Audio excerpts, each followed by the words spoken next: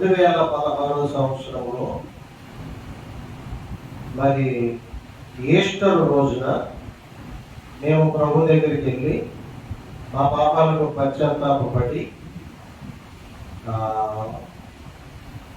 ఒక ఈస్టర్ పాపాలు పశ్చాత్తాపడి ప్రభువుని సొంత రక్షకుడిగా అంగీకరించి ఆయనే దేవుడు, ఆయనే దేవుడని మేము ఉదయం విశ్వసించి బాప్తిస్మం తీసుకుని దేవుని రాజ్యంలో చేర్చబడిన తరువాత దేవుడు మాకు ఇచ్చినటువంటి వాగ్దానం, నిబ్బరం కలిగి ధైర్యం పడకము, భయపడకము, దిగులు పడకము, జయము, నీవు నడుచు మార్గం అంతటిలో నీ దేవుడైన యెహోవా నీకు తోడైన వాగ్దానం ఇచ్చి ఆ రోజు నుంచి ఈ రోజు వరకు దేవుడు మాకు తోడుగా ఉండి మమ్మల్ని నడిపిస్తున్నాడు. ఏ రోజున బాప్తిసం తీసుకున్నామో ఆ రోజునే నేను ఇక నా చెడుని విసర్జించి చెడుదనం పట్ల అసహ్యం కలిగి అన్ని వ్యసనాలు మానేసి ఇక దేవుడితో అంటూ కట్టబడి మరి పాస్టర్ గారు దైవ సేవకులు మా ఆత్మీయ యేసురాజు గారు ఆయన దగ్గరికి వెళ్ళిపోవటము, ఆయనతో కలిసి దేవుని పని చేయటము, ఆయనతో కలిసి ఒక ఉపవాస ప్రార్థనలో పాల్గొనటము, ఆయన ఏ పని చెప్తే ఆ పని చేయటము. వాళ్ళ అక్కడికి ఎక్కడికి ఆయన మాటకు తూచ తప్పకుండా, చెయ్యను అని అనకుండా, ఆయన చెప్పిన ప్రతి పని కూడా ఆత్మీయ తండ్రి గారిని ఎంతో గౌరవిస్తూ ఆయన చెప్పిన పని అంతా చేసుకుంటా ముందుకు వెళ్తుంటే దేవుడు నాకు తోడుగా ఉంది. మరి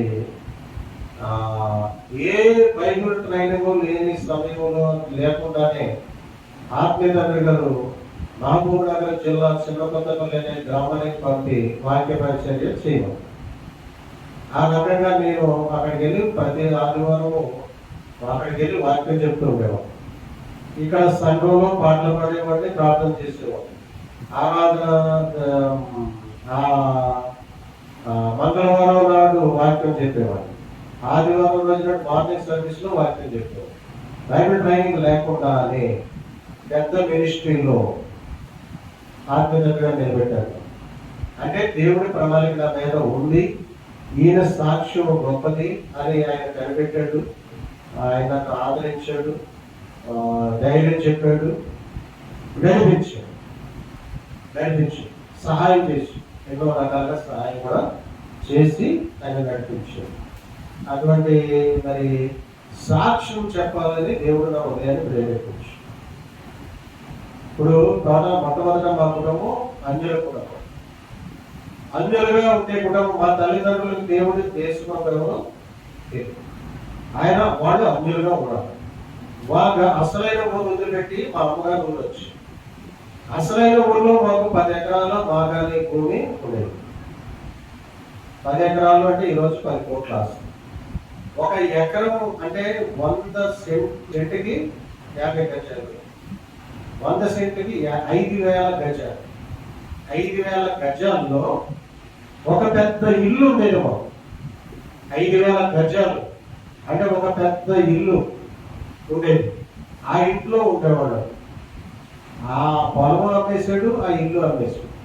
మా అమ్మాయిలు ఊరు వచ్చి అక్కడ ఒక లోకిలి ఉమ్మడిగా కొన్నారు. ఆ తర్వాత ఎదర స్థలం ఉంటే ఆ స్థలాన్ని కూడా మా అమ్మ స్థలాన్ని కూడా కొన్నారు. ఇంతకీ ఆ స్థలం పట్టణం చేసింది కొత్త. ఆ స్థలంలో స్పిరిట్, ఒక దురాత్మ దుష్టశక్తి ఆ స్థలంలో వీళ్ళకి తెలియదు, కొనేసి వీళ్ళు అన్యులు ఈశ్వరుడు నమ్ముకోలేదు. వీళ్ళకి ప్రార్థన తెలియదు.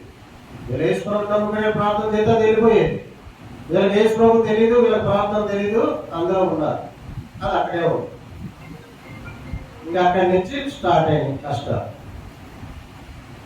ఆ తర్వాత వాళ్ళు ఆ స్థలం అందరూ మొట్టమొదటిగా అతను ఏం చేశాడంటే, ఆ స్థలం అమ్మిన వ్యక్తే అతను మళ్ళీ ఎదురు అమ్మేసి డబ్బులు తీసుకుని అగ్రిమెంట్ చేసి రిజిస్ట్రేషన్ చేసే టయానికి నేను నమ్మలేదు, నా స్థలం నుంచి వెళ్ళిపోతే కానీ చేయండి. వీళ్ళు అగ్రిమెంట్ చేయించుకున్న పేపర్ పట్టుకుని కోర్టుకి వెళ్ళాడు. మన పౌరుషానికి వెళ్ళి పుట్టదాలకు వెళ్ళి ఆ కోర్టు చుట్టూ తిరిగి 2 ఎకరాలు అమ్మేసి అది అతను వదిలేసినా అయిపోయింది. ఆ స్థలం కోసం 2 ఎకరాలు అమ్మేసి ఆ తర్వాత ఇక ఆ స్థలంలో ఉండి అక్కడి నుంచి ఇక శాపగ్రస్తమైపోయిన కుటుంబంగా మారిపోయింది. ఇక వీళ్ళు అప్పులు పోలు, అనారోగ్యం పోలు, రకరకాల సమస్యలు, రకరకాల ఇబ్బందులు, కొట్లాట్లు, గొడవలు. ఒక్కో ఎకరం టోటల్ పొలం అమ్మేసి లాస్ట్ నా పెళ్లికి 1/2 ఎకరం పొలం మిగిలించాడు. అది కూడా అప్పు అయిపోయింది. అలాగా కుటుంబం అంతా కూడా ఆస్తులన్నీ కలిగిపోయింది. కారణం దేవుడే తెలుసుకోలేకపోవడం, దేవుడు వాళ్ళకి తెలియకపోవడం, దేవుడు మా ఆశీర్వాదం వాళ్ళకి. అలాగా కుటుంబం అంతా కూడా నానా తిన్నులు అయిపోయింది. ఆస్తి అంతా పోయింది. శాపం వచ్చు. ఆ ఇంట్లో ఆ స్థలంలో ఒక ఇల్లు వేసుకుని ఆ ఇంట్లో ఉండేవాళ్ళు.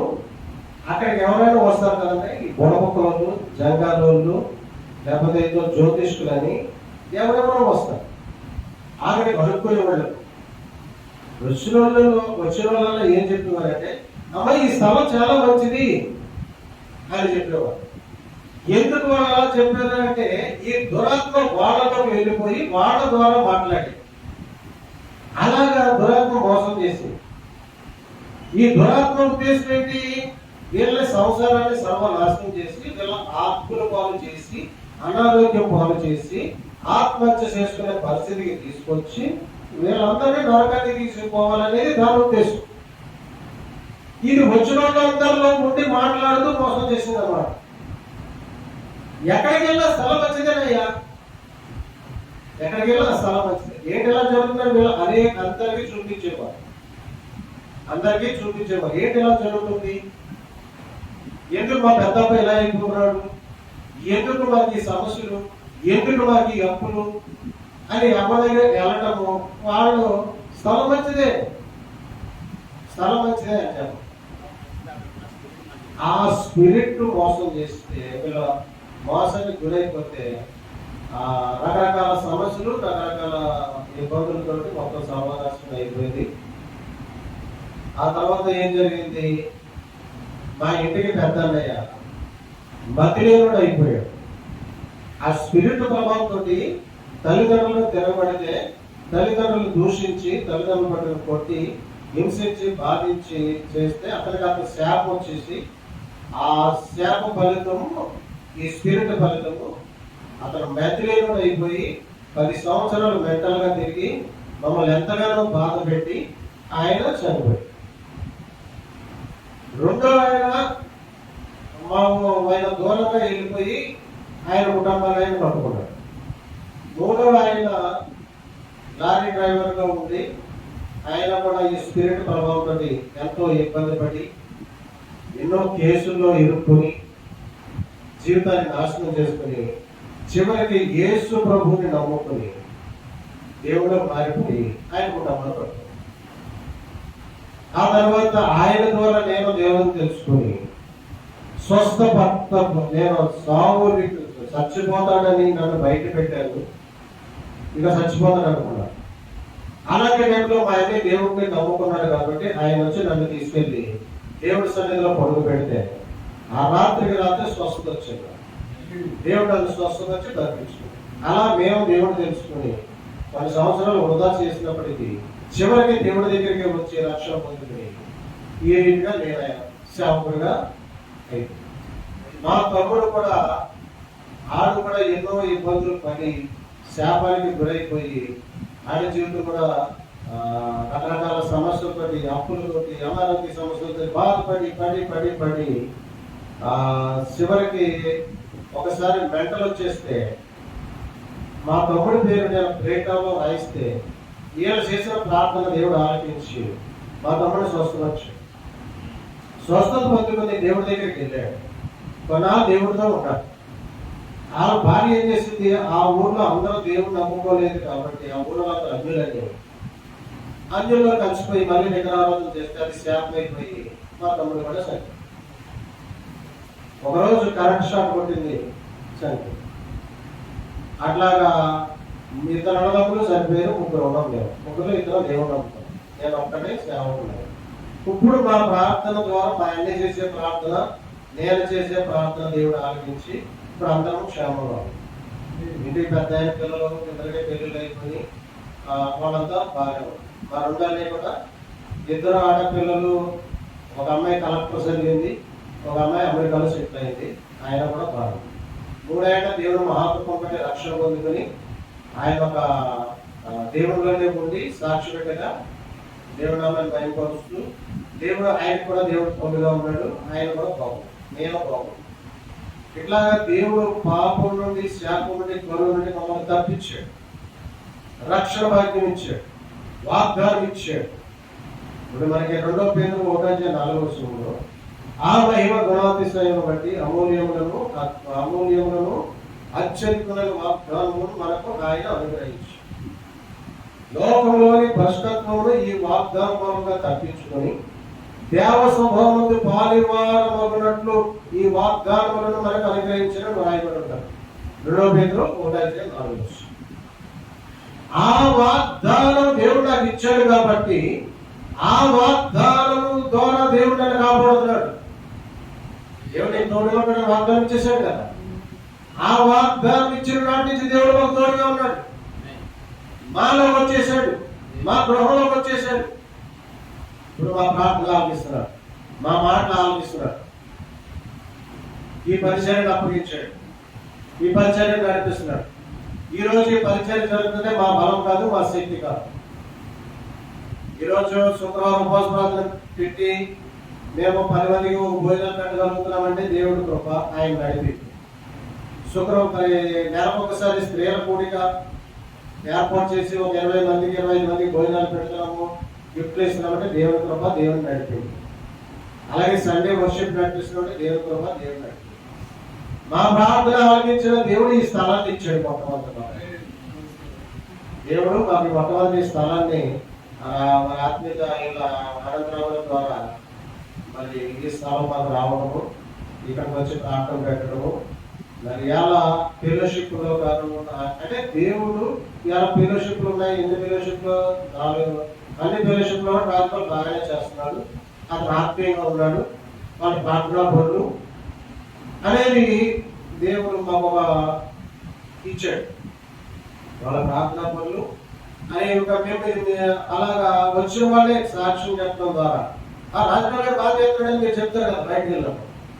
అట్లాగా మీలాంటి వాడు చెప్పే మాటల ద్వారా ఇప్పుడు ఫెలోషిప్ లో రాజకీయ గారు ఆత్మీయంగా ఉన్నాడు, ఆయన సేవ చేస్తున్నాడు, వాళ్ళ ప్రార్థనా పనులు అదే వచ్చింది దేవుడు. అట్లాగే పరిచయం దేవుడు బాగా అర్థించాడు. నిజంగా ఎంత భయంకరమైనటువంటి సాక్ష్యం అంటే, నా జీవితంలో ఎన్ని ఇబ్బందులు నేను ఎదుర్కొన్నామంటే, నా మట్టి నన్ను దేవుడు సాతాను కపట హస్తాలలో చిక్కుకొని విరవెల్లాడిపోయాను. నేను సాతాను కపట హస్తాలలో చిక్కుకొని విరవెల్లాడిపోయాను. పెళ్లి చేశాడు, మా బావ నన్ను విడిచిపెట్టకుండా నన్ను వెంబడించి నన్ను ఏమైనా నాకే చేయాలని. మా కుటుంబ పరిస్థితి బాగలేదు, మా తల్లిదండ్రులు బాగోలేదు, మా అన్ని మధ్యలో అయిపోయాడు, మా ఆస్తంగా పోయింది. వాళ్ళ అన్నదమ్ములందరూ కూడా వద్దు, వాళ్ళ మెట్లోళ్ళు వాళ్ళకి చేయకు అని చెప్పిన నన్ను విడిచిపెట్టలేదు బాబా. ఏమైనా నాకేం చేయాలని నన్ను నా చుట్టూ తిరిగాడు. అలా ఒకవేళ బోధన చేసి అప్పుడు నేనేమంత గొప్పడు కూడా గవర్నమెంట్ ఉద్యోగం కూడా లేదు. ఎందుకు చేశాడో ఆయనకే తెలియాలి, నాకు తెలియదు. చేశాడు. చేసిన తర్వాత చేసి మా ఉన్న కార్యక్రమం అది అమ్ముకునే పరిస్థితి వచ్చినప్పటికీ ఆయనే అప్పులు తీర్చేసి ఆ పొలాన్ని మాకు ఇచ్చి పెళ్లి చేసి, పొలం ఇచ్చి ఆయన పెళ్లి చేసి గ్రాండ్ గా పెళ్లి చేసి ఆయన పొలం మాకు ఇచ్చి కూతురికి బంగారం పెట్టి నన్ను నిలబెట్టాడు. నేను ఎలా ఉండాలి, ఎంత అభిమానం కలిగి ఉండాలి, అట్లా లేదు. ఎంత కృతజ్ఞత కలిగి ఉండాలి, అట్లా లేదు. అప్పుడు నేను లోకానుసారం బతుకుతున్నాను. నాలో ఏ చెడ్డదైనా ఉందో, ఏ దురాత్మ ఉందో, ఏ దోషశక్తి ఉందో నాకు తెలియదు. వాళ్ళకి వ్యతిరేకంగా నడుచుకోవడం మొదలెట్టాను. అంటే నేను ఎట్లా ఉన్నప్పుడు నేను మగాడిని, నేను గొప్పని, వాళ్ళు నాకు లోబడి ఉండాలి, వాళ్ళు నేను చెప్పినట్టు వినాలి అని అన్నట్టు కొట్టేయడం, ఇష్టం వచ్చినట్టు మాట్లాడటము, అంటే లోకానుసారం. ఆర్డర్ చేయటము, ఇక సాతాను యొక్క కపంతస్తులు చిక్కుకుని పొలం అరెకరం పొలం అందేశారు. ఆయన ఇచ్చిన అరెకరం పొలము అందేశారు. వాళ్ళు ఇచ్చిన బంగారం మొత్తం తాగట్టు పెట్టేశారు. తాగబెట్టి వదిలేసా, మళ్ళీ కొన్నారు, మళ్ళీ తాగబెట్టి మళ్ళీ వదిలేశారు. అరెకరం పొలం పోయి బంగారం పోయి 2 సార్లు పెట్టి 2 సార్లు ఇచ్చిన బంగారం కూడా పోగొట్టేశారు. చివరికి నాకు అనారోగ్యం వచ్చి చచ్చిపోయే పరిస్థితికి ఏం లేదు. ఇక అరెకరం పొలం లేదు, బంగారం లేదు, నిరాశ్రయాలు అయిపోయాము. చచ్చిపోతాడని ఇక హైదరాబాద్ వచ్చాము. హైదరాబాద్ నుంచి తీసుకెళ్ళారు. మా బాబాయ్ వచ్చి హైదరాబాద్ నుంచి మళ్ళీ ఇద్దరిని జాగ్రత్తగా దేవాలయం తీసుకెళ్ళాడు. మంచం మీద పెట్టారు. నేను అన్నం తినట్లేదు, నీరు తాగట్లేదు. అన్నం తింటే చచ్చిపోతానని భయం, నీరు తాగితే చచ్చిపోతానని భయం. అన్ని ఎన్ని దెయ్యాలు ఉన్నాయో నా ఒంట్లో నాకు తెలియదు. అంటే వాళ్ళ సాతాను ఉద్దేశం ఏంటి? వీటిని ఏమీ తినకుండా తాగకుండా చేసి ఆందోళన కలిగించి ఆ మరణకరమైనటువంటి పరిస్థితికి తీసుకెళ్ళి వీడిని చంపేసి వీడిని నరకానికి తీసుకుపోవాలి అనేది వాళ్ళ ఉద్దేశం. అందుకే తిన్నట్లా తాగినట్లా అన్ని ఎలాంటి పనులు చేశాను. మొక్క కడుకుంటలేదు, స్నానం చేయట్లేదు. వాళ్ళు ఎంత ఇబ్బంది పడతారు చెప్పండి. మొహం కట్టుకోకపోతే ఎంత దగ్గరికి వస్తారా? మొహం కట్టుకోవట్లేదు, లేచి స్నానం చేయట్లేదు, ఆ మంచ మీద పడుకుంటాం. 2 నెలలు భరించాను అన్నారు. అప్పుడు ఏం చేస్తాను? నేను మళ్ళీ చచ్చిపోతాను. ఎలా చచ్చిపోతాను అనుకోండి, నేను కూడా చచ్చిపోతాను కూడా, వాళ్ళు చచ్చిపోతాను. చచ్చిపోతే ఎలా చచ్చిపోతాను కదా, చచ్చిపోవాలని చెప్పేసి చచ్చిపోయే ప్రయత్నాలు చేశారు. ఏంటా ప్రయత్నాలు? గోడ మీద బల్లి కాఫీలో పడితే ఆ కాఫీ తాగితే చచ్చిపోతారు కదా అని ఆ బల్లిని పట్టుకుని కాఫీ వేసుకుని ఆ కాఫీ తాగారు. ఇంకా చచ్చిపోతారు అనుకున్నా, చచ్చిపోలేదు. ఆ తర్వాత మెడికల్ షాప్కి వెళ్ళి స్లీపింగ్ టాబ్లెట్ వేసుకుని చచ్చిపోతాను అనుకున్నాను. వేసేసుకున్నాను టాబ్లెట్ వేసేసుకుని చచ్చిపోతాను అనుకుంటున్నాను. నేను మంచిగా నిద్రపట్టి మేలుకోవచ్చు.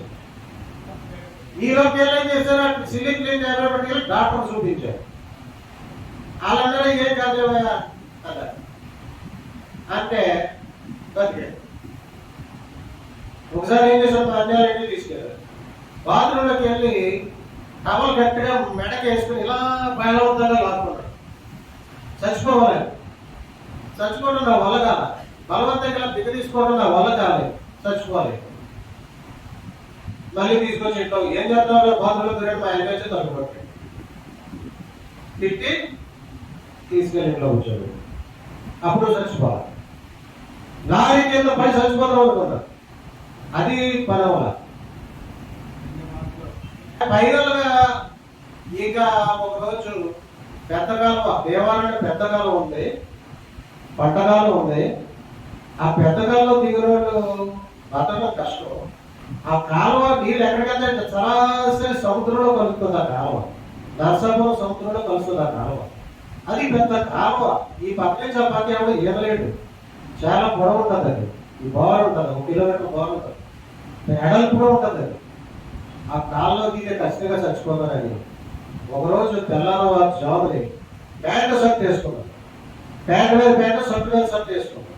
వాచ్ పెట్టుకున్నారు. ఎందుకు పెట్టుకున్నారంటే బాడీని గుర్తించాలి. చచ్చిపోయిన తర్వాత వీడు పలానా ఓడని గుర్తించాలని ఈ ప్యాంటు షర్టు, ప్యాంటు మీద ప్యాంటు, షర్ట్ మీద షర్ట్ వేసుకొని వాచ్ పెట్టుకొని తెల్లవారుజామున 3 గంటలకి కాలువ దిగిపోయారు. చచ్చిపోవాలి. చెప్పులు వేసుకుని మళ్ళీ ఆ చెప్పులు ఓడిపోయినాయి. లోపల నడుచుకుంటూ వెళ్ళిపోయారు. ఇసుక నేల తగిలి ఇక్కడ వరకే వచ్చింది. నీళ్లు మొలగట్లేదు. ఇక్కడికే వరకే నీళ్లు మొలగట్లేదు. మొలగట్లా. అలా నడుచుకుంటా వెళ్ళి మొత్తం మీద ఒక గుంట్లో పడ్డారు. ఒక సుట్టుకుంటామో ఒక గుంట్లో పడ్డారు. మునిగిపోయాడు. కిందకి వెళ్ళిపోతున్నారు. వెళ్ళిపోతుంటే మళ్ళీ ఏం జరిగిందో నాకు తెలియదు. నా ఎంత ఇలా అనుకుంటా పైకి వచ్చేసాను. ఏదో కొట్టుకుంటూ వచ్చేసాను. నాకు చచ్చిపోవడం నా వల్ల కాలేదు. నాకు ధైర్యం సరిపోలేదు. మరి ఎవరు కాపాడో నాకు తెలియదు. నా ధైర్యం మళ్ళీ ఈత కొట్టుకుంటూ వచ్చేసాను. వచ్చేసి మళ్ళీ ఇసుక తగిలింది, నడుచుకుంటా కొట్టేది. ఇక తెల్లారిపోయి 4 గంటల కాల్లో ఉన్నానండి నేను. 4 గంటల కాల్లో తిరిగాను నేను. చచ్చిపోయినా చచ్చిపోవాలి. కొట్టేసి ఇంటికి వస్తే ఇవిడేమో వంట చేసుకోకపోతే తెల్లారట్లా. అట్లా ఆ తర్వాత మా అన్నయ్య వచ్చాడు. ఏం చేశారు, ఏంటి ఎలా చచ్చిపోతాడు అని బయట ఒక గుడిసు తాటాకులు గుడిసేసారు. అందులో కూర్చోబెట్టి చలికాలం డిసెంబర్ నెల. ఆ చలికి చచ్చిపోతాడు మనిషి. మా ఆయన వచ్చి తీసుకెళ్ళి దాని కటింగ్ లోపల తల వెళ్ళిపోయింది. మనిషి అంతా రకంగా తయారైపోయారు, జీవోత్సవంలాగా అయిపోయారు, ఒళ్ళంతా తెల్లగా అయిపోయింది, పాలిపోయింది, నెట్లేదు, తలంతా విరిగిపోయింది, పిచ్చోడా తయారయ్యారు. మా అన్నయ్య వచ్చి తీసుకెళ్ళి కటింగ్ చేయించాడు. ముందు శుభ్రంగా కటింగ్ చేయించాడు, ఇంటికి తీసుకెళ్ళాడు, స్నానం చేయించాడు, బట్టలు తొలగించాడు. ఆ బట్టలు ఇచ్చి తొలగించాడు. సాయంత్రం ఒకసారి తీసుకెళ్ళి ఆ చర్చలో పొద్దున పెట్టి ప్రార్థన చేశాడు. ప్రభా, చనిపోతే నీ సన్నిధిలో చనిపోతాడు, బతికితే నీ సేవ చేస్తాడు, బతికించుకుని నా తమ్ముడిని నీ సేవకుడిగా దగ్గర అని ప్రార్థన చేశాడు. ఆ రాత్రికి రాత్రి దేవుడి సంతోషం, దేవుడి స్తోత్రం కలగ. అలా బతికిన నేను 3 నెలలకి మళ్ళీ యథాస్థితికి వచ్చేసాను. మామూలు మనిషిని అయిపోయి అక్కడికి మళ్ళీ మా ఎక్కడ లేకపోతే వీళ్ళందరూ ఈ కాలగుంటలో వాళ్ళందరూ చూశారు కదా, నన్ను చచ్చిపోతుంది అనుకున్నారు కదా. వీళ్ళు ఎలా చూస్తున్నారు తెలుసో నాకు నిజంగా చెప్తున్నానంటే, సమాధిలో లేచి చూడడం చూసినట్టు చూస్తున్నారు, విషంసూపు చూస్తున్నారు. వీడు ఇంకా బతుకున్నాడు ఏంటో అంటున్నారు. వీడు ఇంకా బతికే ఉన్నాడా ఆశ్చర్యపోతున్నారు వాళ్ళు. విషంసూపు చూస్తున్నారు నాయకాల్లో. వీడేంటి ఇంకా బతుకున్నాడా, వీడు చచ్చిపోయాడు అనుకున్నారు. లేదు, మా అన్ని తీసుకెళ్ళాడు, వాళ్ళు ఇంట్లో ఉన్నారు అనుకోవట్లేదు. అది చచ్చిపోయాడు అనుకుంటున్నారు జనం. చచ్చిపోయాడు అనుకున్నారు, బంధువులు చెప్పేసుకున్నారు చచ్చిపోయాడేమో, మా ఊరు చెప్పేసుకున్నారు చచ్చిపోయాడు. రామ్ చచ్చిపోతాడు. తీరా మా ఊరు బాగున్న తర్వాత మంచిగా తయారైపోయి మా ఊరు వెళ్తే అందులో ఒక అంటున్నాడు నాకు ఎదురయ్యి, ఊరే ఇంకా బతుకున్నాడేట్రా. ఆ మాట స్పష్టంగా ఏర్పడింది, వీడెక్క బతుకున్నాడేట్రా. అలాంటి గొప్ప సాక్ష్యం అసలు మామూలు సాక్ష్యం కాదు. దేవుడు గొప్ప అంటే ఉంది, ఒక గొప్ప ఈ దేవుడు ప్రణాళిక ఉంది, కళలో విజన్ ఉంది. ఏసేపుకు చూపించిన కళ దేవుడు నాకు చూపించాడు. అది జరుగును కాక 2 సార్లు చూపించాడు దేవుడు. లైట్ లో రాబోతున్న వ్యక్తులతో మాట్లాడుతున్నాను ఒక సేవకుడిగా, అది జరుగునుగా. ఆ విజన్ ముందుగా ఇప్పుడు కూడా ఇంట్లో డబ్బులు లేవు ఎలా ప్రభు అంటే దేవుడు కళ్ళలో చూపిస్తాయి. డబ్బులు వస్తాయి, ఆ డబ్బులు స్పష్టంగా కనపడతాయి. డబ్బులు వచ్చాయి, డబ్బులు లేవు అనుకో, అకౌంట్లో డబ్బులు లేకపోతే అకౌంట్లోకి వస్తాయి. ఇంకా బీరువాలో డబ్బులు లేవనుకుంటే బీరువాలోకి వస్తాయి, చేతిలో డబ్బులు లేవనుకుంటే చేతిలోకి వస్తాయి. అట్లా చూపిస్తాడు. ఆవిడికి చూపిస్తాడు, నాకు చూపిస్తాడు. పెద్ద పెద్ద పొయ్యిలు పెట్టి వంటలు చేస్తున్నట్టు చూపించాడు. చర్చకు వచ్చిన వాళ్ళకేమో ఈ హాలంతా నిండిపోయినట్టు చూపించాడు, జనం వచ్చినట్టు చూపించాడు. అట్లాగా అంటే బలపరుస్తున్నాడు దేవుడు, బలపరుస్తున్నాడు. మీరు ధైర్యంగా ఉండండి, మీరు ధైర్యంగా ఉంటే మీకు వచ్చిన తర్వాత మీరు చేయండి, చేసుకుని ముందుకు వెళ్ళండి, ఆ సమయానికి జరుగుద్ది అని దేవుడు బలపరుస్తున్నాడు. అట్లాగా దేవుడు మహాప్రభు బట్టి ఈరోజు రక్షణ పొందుకుని దేవుడు తెలుసుకుని మరి నిజంగా ఆయన రాజ్యము ఆయన నీతిని వెతుకుతూ దేవుడు ఎంత గొప్పవాడో తెలుసుకున్నాడు, ఆయన మహిమ ఎంత గొప్పదో తెలుసుకున్నాడు, ఆయన మహత్యం ఎంత గొప్పదో తెలుసుకున్నాడు, ఆ రాజ్యం ఎంత గొప్పదో తెలుసుకున్నాడు. ఆయన రక్షణ పొందుకున్న బిడ్డకైన ఇద్దరు దేవదూతలు ఇచ్చి కాపాడతాడని తెలుసుకున్నాడు. ఆయన రక్షించుకున్న తర్వాత ఇంకా వెనక్కి తిరిగి చూడనివ్వడం అని తెలుసుకున్నాడు. పరిశుద్ధతను ఆయనే కాపాడతాడు అని తెలుసుకున్నాడు. ఆయన ప్రార్థన ఆయనే స్వయంగా మనలో వచ్చేసి ప్రార్థన చేస్తాడు అని తెలుసుకున్నాడు. ఆయనే నడిపిస్తాడని తెలుసుకున్నాడు. ఆయనే ఆలోచనలు ఇస్తాడని తెలుసుకున్నాడు. ఆయనే బలం ఇస్తాడు, ఆయనే ఐశ్వర్యం ఇస్తాడు, సమస్తం ఇక ఆయనే అని తెలుసుకున్నాం. అంటే మనం ఏం చేయవలసిందా, ఆయనే చేసుకుంటాడు. తెల్లవారుజామున ఆయనే లేకపోతాడు, ఆయనే ప్రార్థన చేస్తాడు, ఆయనే నడిపిస్తాడు. అట్లా సమస్తం ఇక ఆయనే. అట్లా అలా అంత గొప్ప మహిమ ఇక్కడ ఉంది అని నేను తెలుసుకున్నాను. ఈ సాక్షుడు దేవుడు దీవించిన గాక. మహాపరుషుడ ప్రేమ స్వరూపం ఇంతవరకు ప్రార్థనతో పాటలతో ధ్యానంలో వారితో మాత్రం మాట్లాడి సాక్ష్యం చెప్పుకోవాలి, సాక్ష్యాన్ని ఒకసారి చెప్పాలి అనే ఆలోచన కలిగినప్పుడు ఉదయాన్ని ప్రేరేపించి ఈ సాక్ష్యం అనేకులు చూసి రక్షణ పొందుకోవడానికి సహాయం చేయాలి. యూట్యూబ్ ద్వారా అనేకులు ఈ సాక్ష్యాన్ని చూసి ప్రభువును తెలుసుకుని ప్రభువులకు వచ్చి వాళ్ళకున్న శాపం నుండి, పాపం నుండి, కొనుగోలు నుండి విడుదల పొందుకొని యేసు ప్రభుని దేవుడని తెలుసుకుని నోటితో మొక్కుకొని సొంత రక్షకుడిని అంగీకరించి ఆయన హృదయంలో చేర్చుకుని రక్షణ భాగ్యం పొందుకొని అనేకుల దేవుడి రాజ్యంలో చేర్చమని లాగున మీ పరిశుద్ధాత్మ కార్యం జరిగించమని మా ప్రభు మా రక్షకుడు క్రీస్తు యేసు నామమున ప్రార్థిస్తున్నాము తండ్రి. ఆమేన్.